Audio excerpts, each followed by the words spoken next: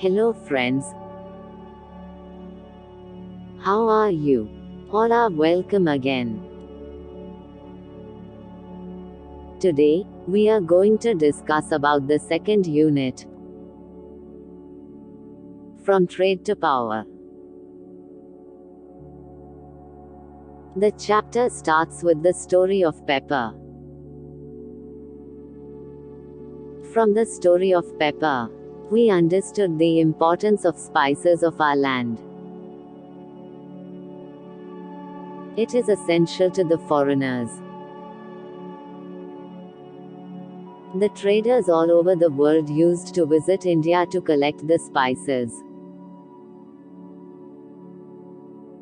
You have understood the previous chapter, about the conquest of Constantinople, by the Turks in 1453.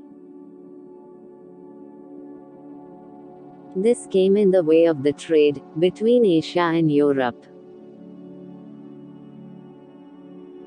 The situation necessitated the European traders, to find out a sea route to India.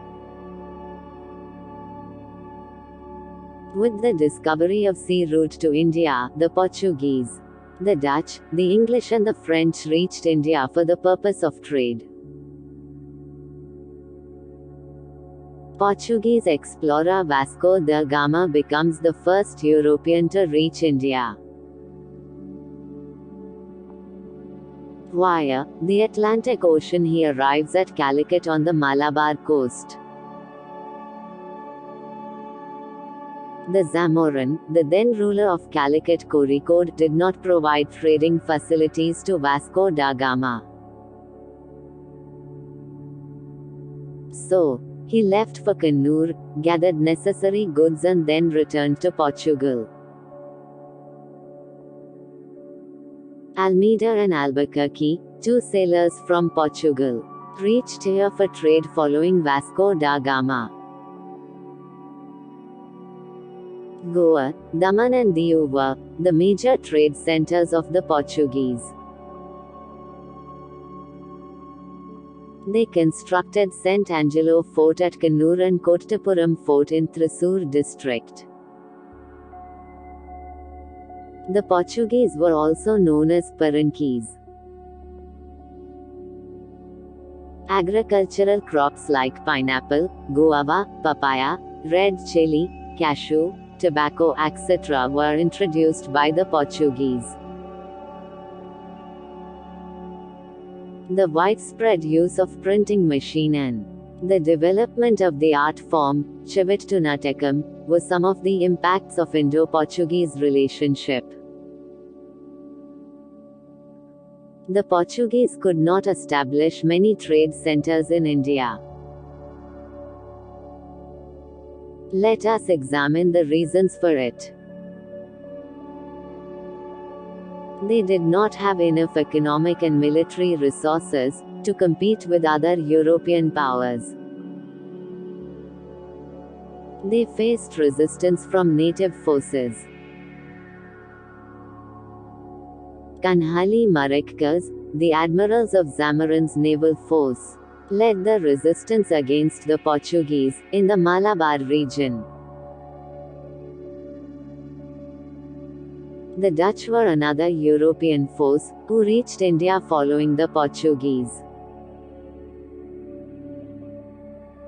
Kochi and Kollam were the chief trade centers of the Dutch. It was Van Reed, a Dutch governor, who initiated the compilation of Hortus Malabaricus, a book on the medicinal plants of Kerala. He completed the book, with the help of Itti Achuthan Vaidyar. The Dutch fought with Mathinda Varma, the king of Travancore, following the disputes over trade. The Dutch were defeated, in the Battle of Kolachel in 1741. They lost their ground in India with this war. The Dutch were also called Lanthans.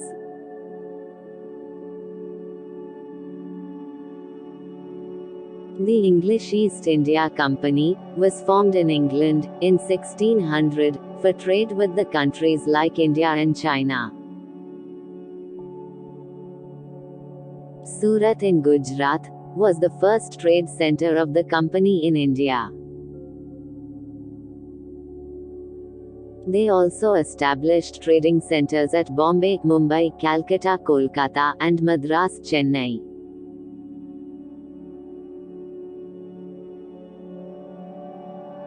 The French East India Company was established in 1664 and the French reached India for the purpose of trade. Pondicherry, Puducherry, Mahe and Karaikal were the chief trade centers of the French. Pondicherry was their headquarters.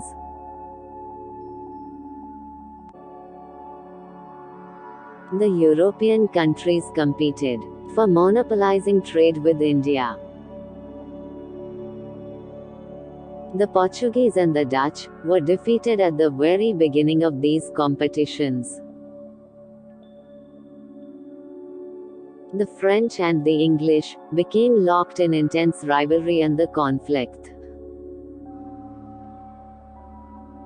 between these forces lasted long. The series of conflicts between the French and the English in South India was known as Carnatic Wars. Ultimately, the French were defeated. Friends, today, we discussed about the European traders who visited India for the purpose of trade. Let's conclude. The Portuguese, the Dutch, the English and the French reached India for trade. The contact with these countries influenced our social, cultural and economic life. It was England that succeeded in the competition for the monopoly of trade with India. That's all for today. See you soon in next episode. Till then, bye bye. Thank you.